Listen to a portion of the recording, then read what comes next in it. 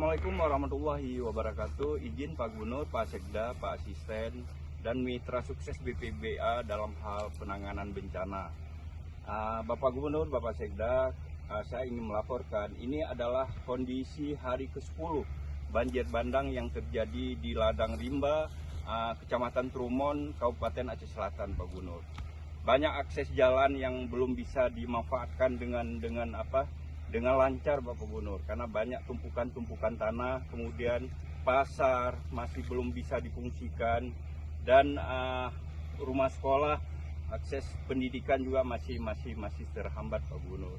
Mungkin ini saya ingin menyampaikan ke Pak Gubernur bahwa perlu kebersamaan kita, kebersamaan baik provinsi dan kabupaten dalam hal penanganan bencana di Aceh Selatan ini, Pak Gubernur.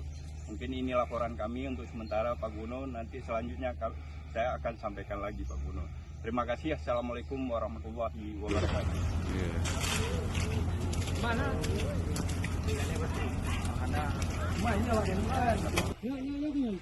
Ya haru. Mulai ikut.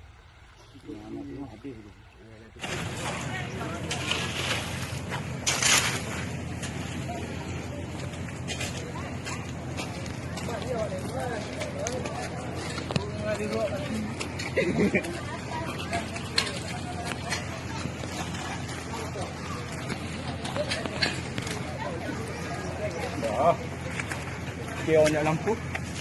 Mas, yang